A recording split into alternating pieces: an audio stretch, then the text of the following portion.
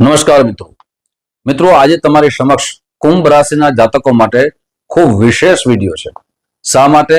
તો ગુરુ ભગવાન છે એ રાશિ પરિવર્તન કરી ચૂક્યા છે। વૃષભ રાશિમાંથી મિથુન રાશિમાં આવી ચૂક્યા છે 14 મે થી। તો તમારા જીવનમાં વિશેષ શું ફળ મળશે, શું આપણે સાવધાની રાખવાની અને શું ઉપાય કરવાના, આજે 5 વિશેષ ચર્ચા કરવા હું જઈ રહ્યો છું। એટલે કુંભ રાશિના જાતકો માટે સંપૂર્ણપણે આ વિડીયો જરૂર સાંભળજો।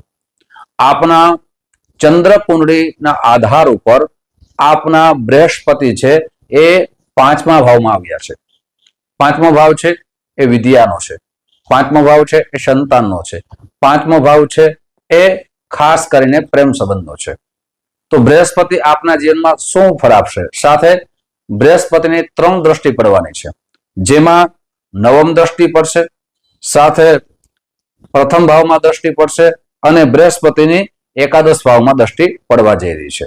તો એ વિશેષ ફળ શું મળશે? તો વિશેષ ચર્ચા આપણે ચાલુ કરીએ તે પહેલા એક નમ્ર પ્રાર્થના છે, મારા નવા મિત્રો આ વિડીયો જોઈ રહ્યા છો, મિત્રો વિડીયો પહેલી વખત આપ જોઈ રહ્યા છો, ચેનલને પહેલી વખત જોઈ રહ્યા છો તો અમારા ચેનલને સબસ્ક્રાઇબ કરી લેજો। સાથે આ વિડીયો તમને ગમે તો જરૂર લાઈક કરજો અને આ વિડીયો તમારા મિત્રોમાં ખૂબ શેર કરજો, જેનાથી જ્યોતિષની સાચી માહિતી તેમને પ્રાપ્ત થઈ શકે।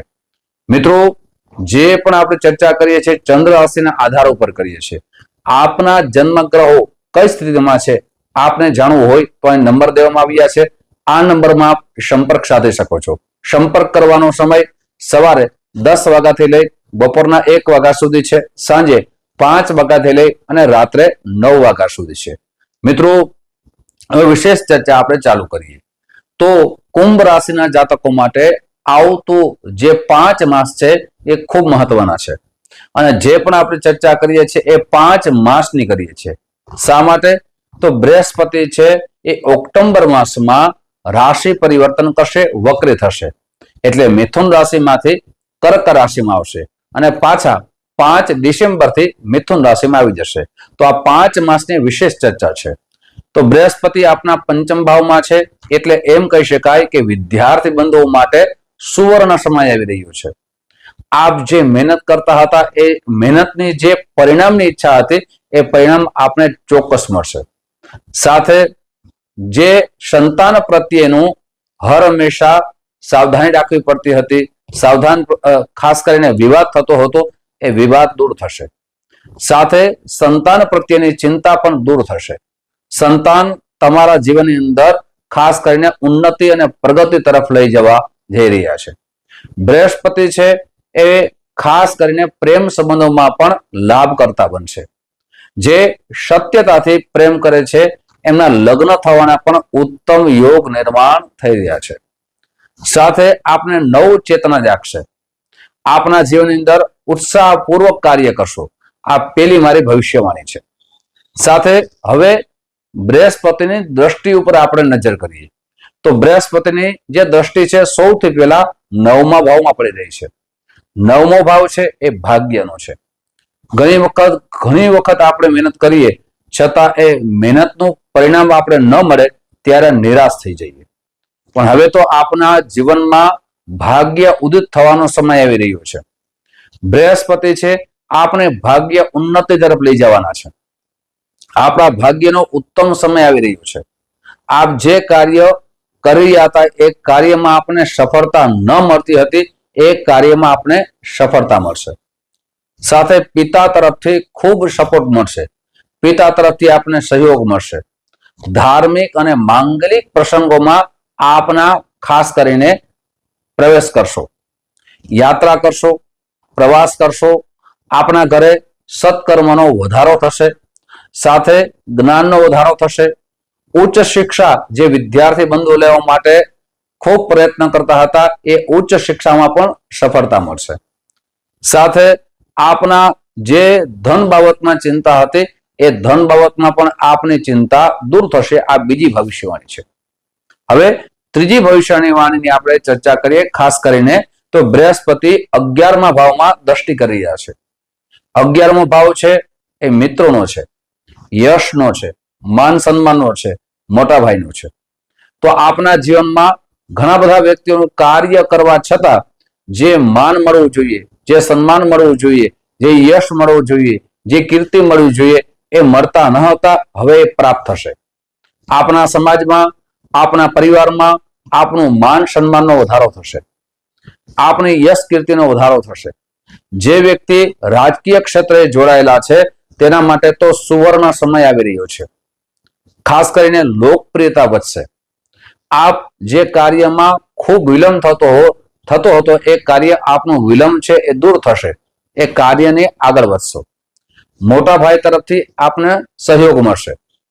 મિત્રો તરફથી આપને સહયોગ મળશે. મિત્રો આપની સલાહ લેશે.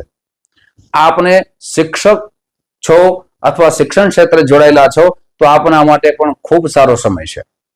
જ્ઞાન એટલે કે કોઈ પણ પ્રકારનું આપને સદગુરુ પ્રાપ્ત થશે, જે સાચો રસ્તો બતાવશે. આપના જીવનમાં મોટા પરિવર્તનો આવવાનો સમય આવી ગયો છે. હવે વાત કરીએ ખાસ કરીને ચોથી ભવિષ્યવાણીની. તો બૃહસ્પતિની દ્રષ્ટિ પ્રથમ ભાવમાં પડી રહી છે. તમારા વિચારોમાં પરિવર્તન આવશે, તમારા જીવનમાં પરિવર્તન આવશે. આપ જે કાર્ય કરી રહ્યા છો એ કાર્યમાં પરિવર્તન આવશે. સાચો નિર્ણય આપ કરી શકશો. એ નિર્ણયથી આપને લાભ મળશે અને સાચા નિર્ણયથી આપણા બિઝનેસમાં, આપણી નોકરીમાં પરિવર્તન આવશે. હવે ખાસ કરીને પાંચમી ભવિષ્યવાણી. તો આપ જે જગ્યાએ નોકરી કરી રહ્યા છો એ નોકરીમાં આપના સહકર્મચારી છે જેનાથી આપને સપોર્ટ ન મળતો હતો એ સપોર્ટ મળશે. આપના કાર્યથી આપના બોસ પ્રસન્ન ચિત્તનો અનુભવ કરશે. સાથે આપણા જીવનની અંદર પ્રમોશન થવાના પણ સુંદર મજાના યોગ નિર્માણ થઈ રહ્યા છે. સાથે યાત્રા પણ આપની સફળ થશે. આપ વિદેશમાં કોઈ નોકરી કરો છો, વિદેશમાં આપ નોકરી સાથે કોઈ બિઝનેસ કરો છો તો ત્યાં પણ આપને સફળતા મળશે. હવે વાત કરીએ સાવધાની. તો આપને ખાસ કરીને બે સાવધાની રાખવી ખૂબ જરૂરી છે. સૌથી પહેલા આપને સફળતા મળે તો આપના વ્યવહારમાં સરળતા રાખજો, આપના વ્યવહારમાં સહજતા રાખજો, આપના ક્રોધને કંટ્રોલ રાખજો, આપની વાણીને કંટ્રોલ રાખજો.